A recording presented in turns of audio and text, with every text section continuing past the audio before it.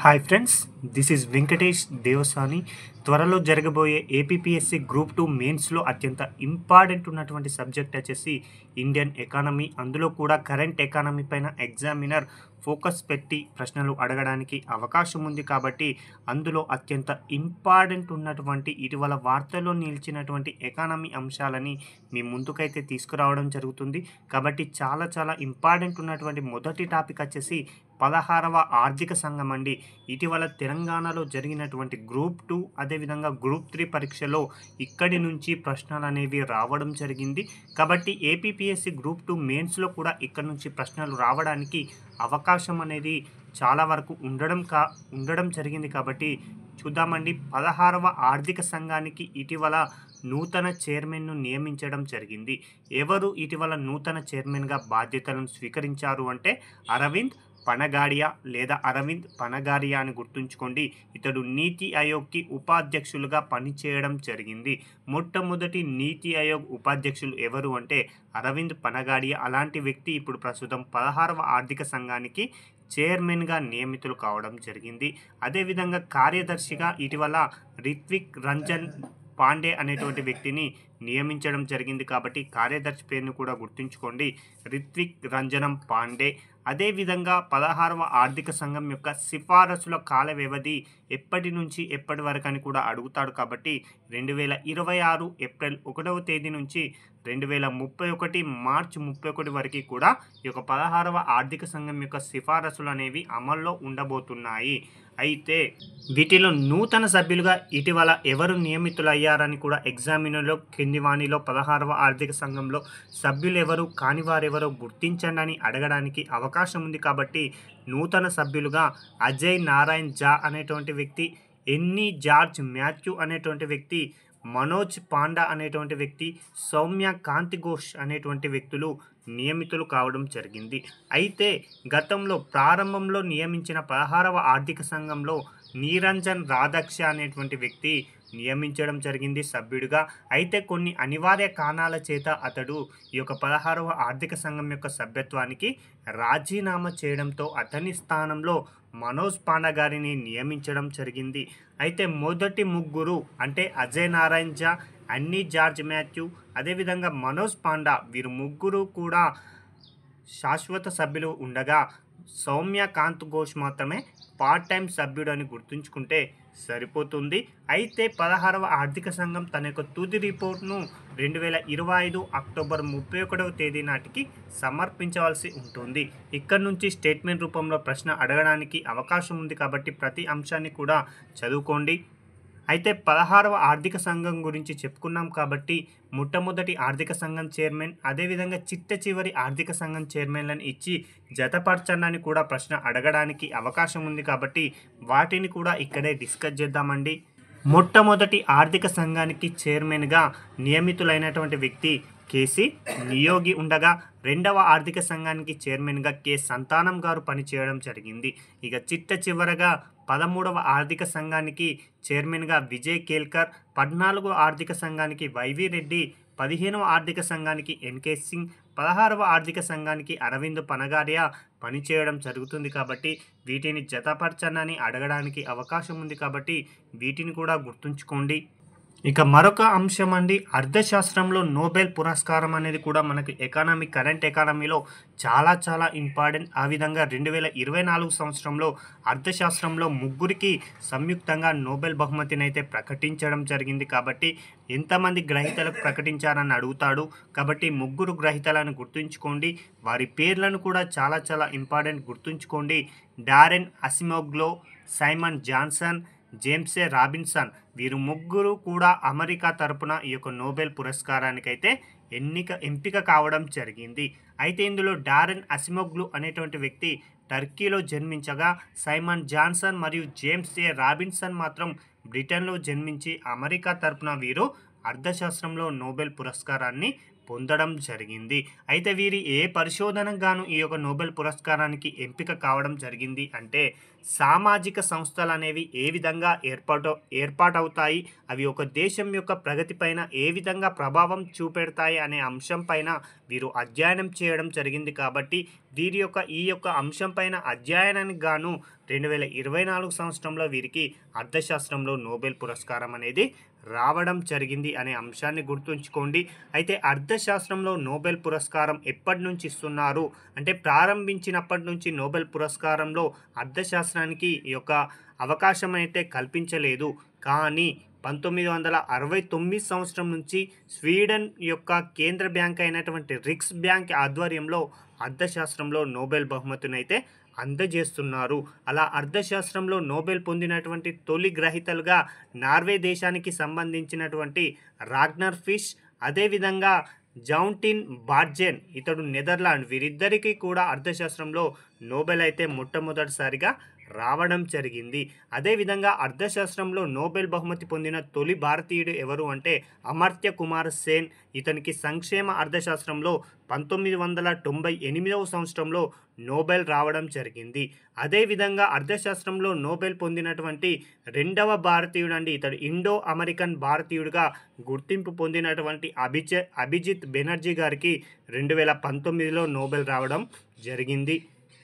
ఇక ఎకానమీలో నివేదికలపైన ఎగ్జామినర్ తరచుగా ప్రశ్నలు అనేవి అడగడం జరుగుతుంది. కాబట్టి ఆ నివేదికలలో అత్యంత ఇంపార్టెంట్ ఉన్నటువంటి నివేదిక లేదా రిపోర్ట్ వచ్చేసి గ్లోబల్ జెండర్ గ్యాప్ రిపోర్ట్ 2024 అండి. దీనిపైన కూడా ఎగ్జామినర్ ఫోకస్ పెట్టి అడగడానికి అవకాశం ఉంది. కాబట్టి దీనిని ఎవరు విడుదల చేస్తారని చాలా సందర్భాలలో అడగడం జరిగింది. కాబట్టి వరల్డ్ ఎకనామిక్ ఫోరం లేదా ప్రపంచ ఆర్థిక ఫోరం వారు ఈ యొక్క నివేదికనైతే ప్రతి సంవత్సరం విడుదల చేయడం జరుగుతుంది. అలా 2024 సంవత్సరంలో విడుదల చేసినటువంటి నివేదిక ఎన్నవది అంటే మాత్రం 18వది అని గుర్తుంచుకుంటే సరిపోతుంది. దీనిని 2024 జూన్ మాసంలో ఈ యొక్క నివేదికనైతే విడుదల చేయడం జరిగింది. అయితే గ్లోబల్ జెండర్ గ్యాప్ రిపోర్ట్ని దాదాపుగా 146 దేశాలను పరిగణలోకి తీసుకొని ఈ యొక్క నివేదికనైతే విడుదల చేయడం జరిగిందండి. అయితే ఈ యొక్క నివేదికను రూపొందించడానికి పరిగణలోకి తీసుకున్న అంశాలు ఒకటి ఆరోగ్యం, మరొకటి విద్య, రాజకీయ, ఆర్థిక రంగాలలో లింగ అంతరాలను పర్యవేక్షించి ఈ యొక్క రిపోర్ట్ను తయారు చేయడం జరిగింది. అయితే గ్లోబల్ జెండర్ గ్యాప్ రిపోర్ట్ 2024 ప్రకారం మొట్టమొదటి 5 దేశాలు ఏవి అని కూడా అడుగుతారండి. గ్లోబల్ జెండర్ గ్యాప్ రిపోర్ట్లో మొట్టమొదటి 5 దేశాలు ఏవి అని అడుగుతాడు. కాబట్టి మొదటి దేశం ఐస్లాండ్, రెండవ దేశం ఫిన్లాండ్, మూడవ దేశం నార్వే, నాలుగవ దేశంగా న్యూజిలాండ్ ఉంది, ఐదవ దేశంగా స్వీడన్ ఉండడం జరిగింది. కాబట్టి వీటి ర్యాంకింగ్ పైన కూడా ఎగ్జామినర్ జతపరచండి అని అడగవచ్చు, లేదా ఆరోహణ క్రమం అవరోహణ క్రమంలో అమర్చండి అని కూడా అడుగుతాడు. కాబట్టి మరొకసారి చూడండి వాటిని. అదేవిధంగా గ్లోబల్ జెండర్ గ్యాప్ రిపోర్ట్ అంటే లింగ అసమానతలు అనేవి అత్యధికంగా కలిగినటువంటి దేశాలలో చిట్ట చివరి స్థానం అండి. అంటే ఈ దేశాలలో అసమానతలు అనేవి అత్యధికంగా ఉండడం జరిగింది. అందులో చిట్ట చివరి స్థానంలో 146వ స్థానంలో సూడాన్ ఉంది, 145లో పాకిస్తాన్, 144లో చాద్, 143లో ఇరాన్, 142లో గినియా ఉండడం జరిగిందండి. మొట్టమొదటి స్థానంలో ఉన్న దేశాలలో లింగ అసమానతలు అనేవి చాలా వరకు తక్కువగా ఉండగా ఈ చివరి 5 దేశాలలో మాత్రం జెండర్ గ్యాప్ అనేది అధికంగా ఉంది అని మనకు అర్థమవుతుంది. అయితే ఈ యొక్క స్థానాలలో ఈ యొక్క రిపోర్ట్లో మన భారత్ స్థానం ఎంత ఉంది అంటే 2023 స్థానంలో 127వ స్థానంలో ఉండగా 2024లో 129 స్థానంలో ఉండడం జరిగింది. 2 స్థానాలు అనేవి దిగజారిపోయింది భారత్ అని గుర్తుంచుకోండి. ఎగ్జామ్ పాయింట్ ఆఫ్ వ్యూలో డైరెక్ట్ అడుగుతారండి. గ్లోబల్ జెండర్ గ్యాప్ రిపోర్ట్ 2024 ప్రకారం భారత్ ర్యాంక్ ఎంత అని అడుగుతాడు. కాబట్టి 129 అని గుర్తుంచుకుంటే సరిపోతుంది.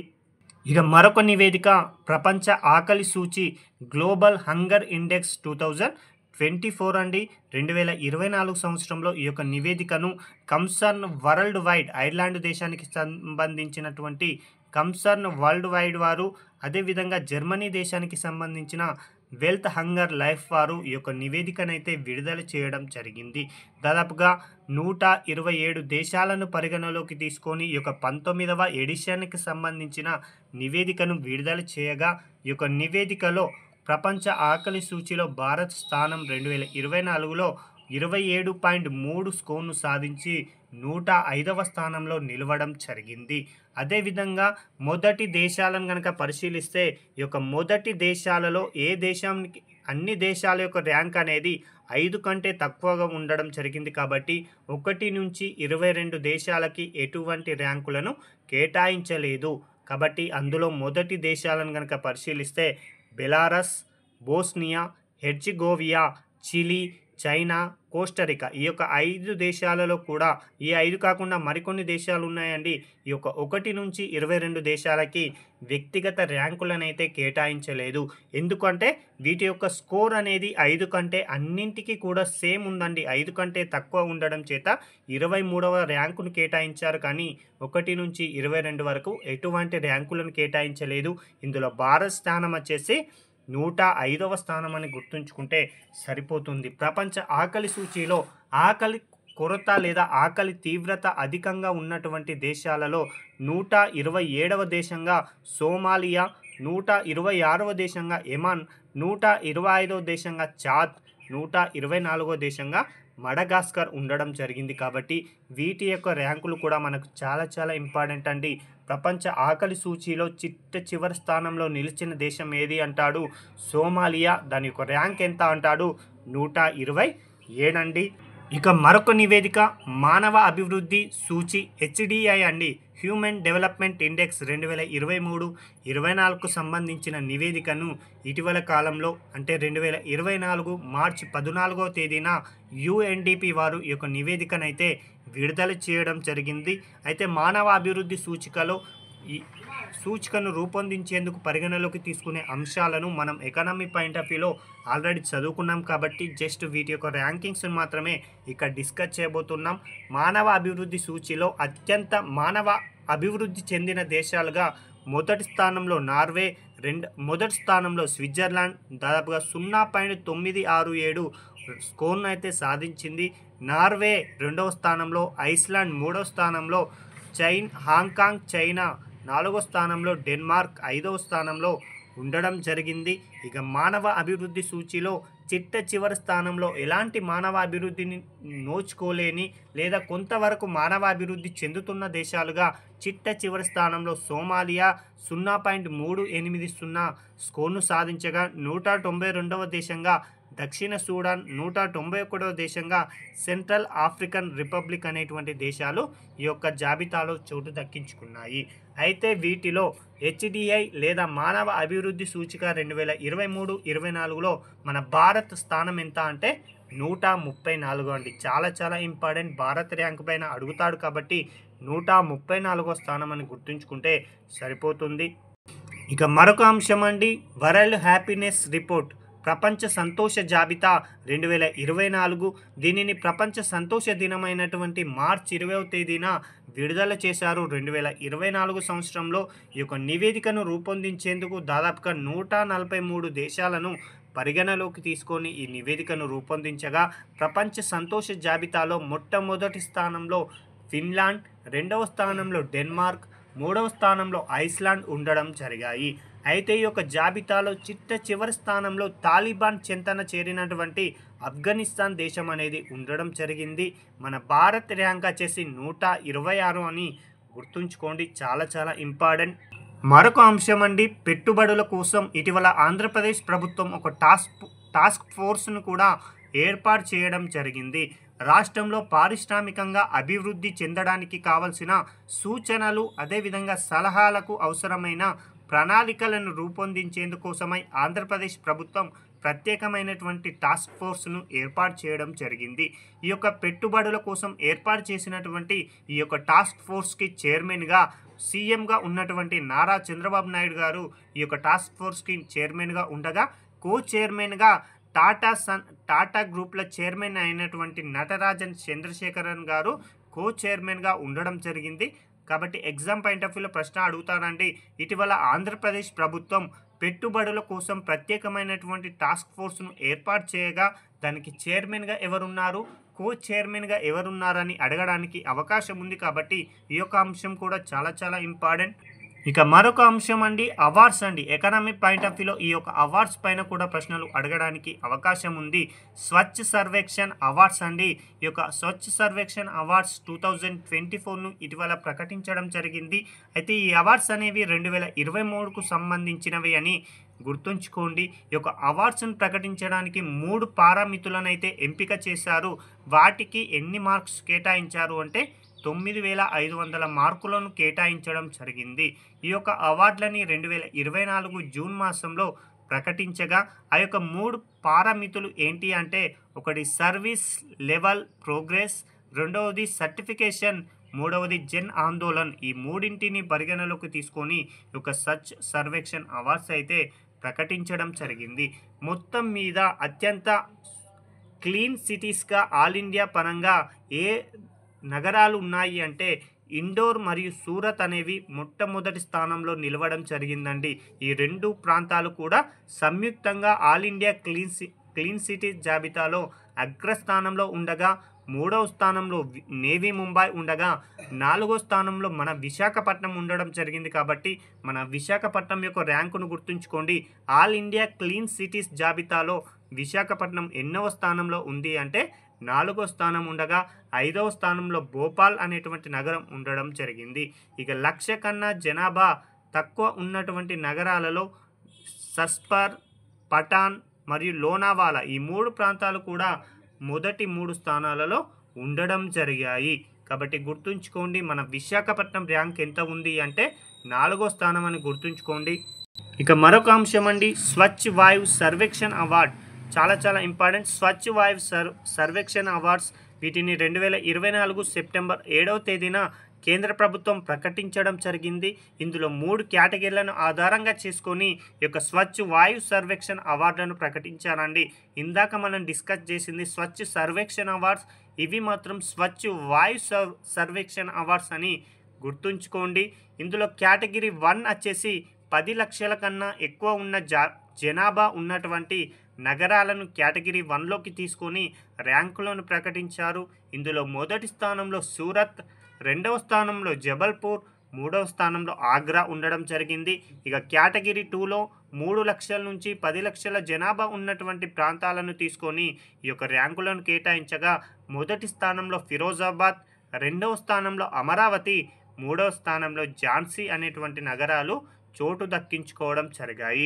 ఇక కేటగిరీ 3కి సంబంధించి 3 లక్షల కన్నా జనాభా తక్కువ ఉన్న నగరాలను కేటగిరీ 3కి కేటాయించారు. ఇందులో మొదటి స్థానంలో రెబిరెల్లి ఉత్తరప్రదేశ్, 2వ స్థానంలో నల్గొండ తెలంగాణ, 3వ స్థానంలో నాల్గర్ హిమాచల్ ప్రదేశ్ అనేవి ఉండడం జరిగాయి. ఇక ఆంధ్రప్రదేశ్కి సంబంధించి ఇందులో 10 లక్షల కన్నా ఎక్కువ జనాభా కలిగినటువంటి కేటగిరీలో మన విజయవాడ 6వ స్థానంలో ఉండగా విశాఖపట్నం 22వ స్థానాన్ని దక్కించుకుంది. కాబట్టి వీటి ర్యాంకింగ్స్ను గుర్తుంచుకోండి. ఇక కేటగిరీ 2 అండి 3 లక్షల నుంచి 10 లక్షలు ఉన్నటువంటి జనాభా ఉన్న జాబితాలో గుంటూరు 10వ స్థానంలో, రాజమండ్రి 16వ స్థానంలో, నెల్లూరు 18వ స్థానంలో ఉండడం జరిగాయి. కాబట్టి ఈ యొక్క అవార్డ్స్ పైన ఎగ్జామినర్ ఫోకస్ పెట్టి ప్రశ్నలు అడగడానికి అవకాశం ఉంది. కాబట్టి వీటిని కూడా గుర్తుంచుకోండి. ఇక చివరి అంశం అండి ముద్రా యోజన రుణ పరిమితిని కూడా ఇటీవల కాలంలో అంటే 2024లో ప్రకటించినటువంటి బడ్జెట్లో ఈ యొక్క ముద్రా యోజన యొక్క రుణ పరిమితిని పెంచడం జరిగిందని చెప్పడం జరిగింది. అయితే ఈ యొక్క పథకాన్ని 2015 సంవత్సరంలో ప్రకటించగా ఇవి వచ్చేసి ఎంఎస్ఎంఈలకి రుణాలైతే అందించేటువంటి పథకం అండి. అయితే ఇందులో 3 విభాగాలు అనేవి ఉండడం జరిగాయి. ఒక విభాగం వచ్చేసి శిశు, మరొకటి వచ్చేసి కిషోర్, మరొకటి వచ్చేసి తరుణ్ అండి. ఈ 3 విభాగాలు అనేవి ముద్రా యోజన అనేటువంటి పథకంలో చేర్చగా ప్రస్తుతం ఈ యొక్క ముద్రా యోజన కింద ఇస్తున్నటువంటి రుణం ఏదైతే ఉందో అది ఇప్పటి వరకు అయితే 10 లక్షలు ఉండేది. అయితే ఈ యొక్క గరిష్ట పరిమితిని ఇటీవల కాలంలో 20 లక్షలకి పెంపు చేస్తున్నట్లు బడ్జెట్లో ప్రకటించారు. కాబట్టి ఈ యొక్క అంశం కూడా గుర్తుంచుకోండి, చాలా ఇంపార్టెంట్ అండి. ఇవండి మనం డిస్కస్ చేస్తున్నటువంటి కరెంట్ ఎకనామీకి సంబంధించినటువంటి ముఖ్యమైన అంశాలను మీ ముందుకైతే తీసుకురావడం జరిగింది. Thank you.